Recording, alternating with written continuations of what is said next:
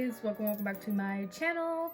As you can see by the title of today's video, I'm going to be showing you how I wax my armpits. I know I already have like a waxing video up on my channel, but this video is different because I'm going to be using SUGARWAX. Like, I know that's been like a very big thing that's been coming around, so I made some and I've tested this out before. Like, it works for me. At least, you know, this is my first time doing it, but I wanted to make sure it worked and I got everything down before I obviously came on and shown you what to do and it fails. So that's what I'm going to be showing you today. So without further ado, let's get right into the video. Please don't forget to like, comment, and subscribe, and I will see you in a second. Okay, so I put on this little headband because my edges aren't done and I don't really feel like doing them. So I thought, you know, this would be a little cute thing to wear, a little pamper headband, since I'm about to, you know, pamper myself or whatever. So first things first, I'm going to show you the things that I'm going to be using to wax. You're gonna need some sticks, obviously your wax, some powder, baby powder, talcum powder. You can use like arrowroot powder, baking powder, like any type of powder realistically. I have some muslin cloth, which I'm going to be using as my strips. I know some people will use SUGARWAX and it's like in the little ball thing. I don't do that. That's too much work. I rather just apply it like I'm supposed to with a stick and rip it off with a strip. That's just how I do it. You don't have to do it that way, but that's how I do it. So first things first, I am going to, you know, I'll take out a stick to dip the wax in. But the first thing you want to do, well, you want to make sure obviously your underarms are clean, exfoliated, all that. That's already out the way for me and everything like that. So I'm going to put some baby powder under my pits. I need to find my cotton rounds so that I can put the baby powder on. Okay, so have my cotton rounds here.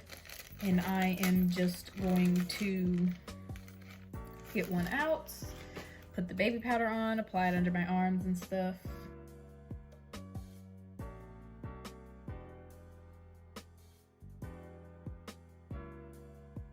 Okay, so as you can see, applying the powder, you don't need that much, just enough to soak up the moisture, otherwise the wax won't stick. So I dip it into my wax and I hope it's warm enough. Got this much wax, and this is honestly probably too much if we're being honest, because you want to spread it super thin. You do not want it to be on there super thick. You just don't need to. I just noticed I really didn't even pay attention to which way my hair is supposed to be going, because you know you wanted to apply it in the opposite direction of hair growth, but typically my hair grows down, so this is typically how I do it. And now you're gonna take a strip. The strip seems big enough. What's on this strip? Did it get wet? I accidentally touched it and it got a little wet, but it should be fine. And you're going to do that.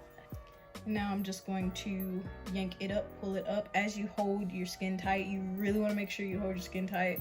Otherwise, you will bruise yourself. I've never bruised myself because I've always just held my skin tight, but I don't want to take the chance to. So just gonna rip. Ooh, this is, I don't know if you want to see this. So I mean, if you want to see the hair, I'm about to show you that. If not, just skip ahead a little bit. But this is the strip. All the hair is off.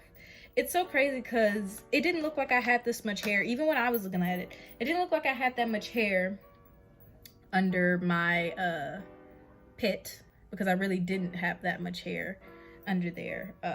It just kind of, I guess, took more than I thought. This is the same strip, but I'm going to use it up here.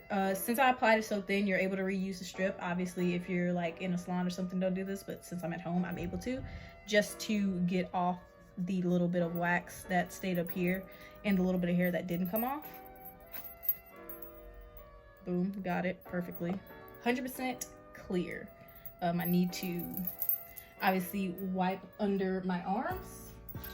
So I have a little washcloth here and some water. Don't worry, this isn't like actual bottled water. I'm not being bougie. This is like water from the sink that I just put in here from my old water bottle. And that's just because obviously I'm not in the bathroom, I'm in my room. But yeah, cleanup is super easy with this wax. Just wipe it down with a wet washcloth, shower, whatever. This wax is water soluble, so it will just dissolve in water. But yeah, that's all. You see one pit fully done, fully waxed. But like I was saying about the hair, I feel like I got off topic there. Sorry, I'm all over the place. But it didn't look like I had that much hair, because they say with sugar waxing, the hair not only grows back like less and less, but it grows back thinner and thinner. So I feel like that's what it was. I just wasn't able to see all of the hair, but it got all the hair off, including the thin and short ones. So that was great. I'm going to repeat what I did on this side with this side.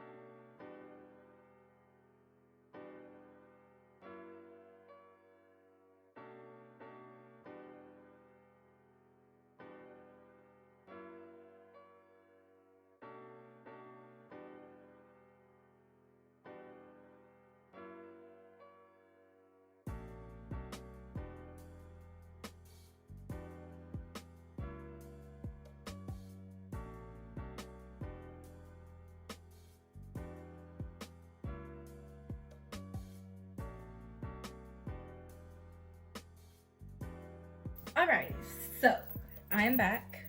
Pits 100% all waxed and everything. So now I'm gonna pretty much tell you about my experience with both hard wax and sugar wax. I'll even tell you my experience with these little like wax strips that I bought from the grocery store. Horrible, by the way, so I'm gonna get that out the way. I bought these, I can't remember the brand or anything. I will try to find them and put a picture or something, but those things were horrible, didn't work at all. I mean, like, they worked very, very little.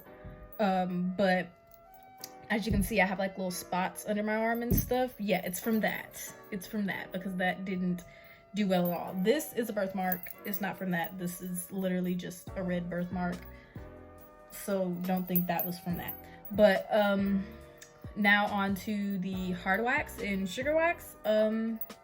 If I had to choose one to use, I would definitely choose the sugar wax. It hurts way less than the hard wax, and even regular just wax that you go, like if you go like to a nail shop or stuff, like that little runny stuff where they use strips too, hurts way less. The reason behind it, or the reason why people who are like real sugar wax enthusiasts and stuff say, is because like it just grips on to just the dead skin cell and hair instead of like that layer of skin, you know, when you like super duper red and stuff.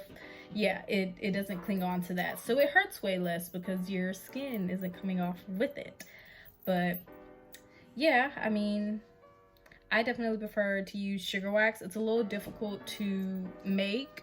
I had to use a candy thermometer, and that's how I feel like I got my perfect like temperature and everything. I'm sorry if you hear my dog out there barking. He's playing with my little brother, so sorry if you hear that. But yeah, so in conclusion of this video, sugar wax works. You should definitely make it at home. I recommend doing a candy thermometer. I will make a video on how I made mine.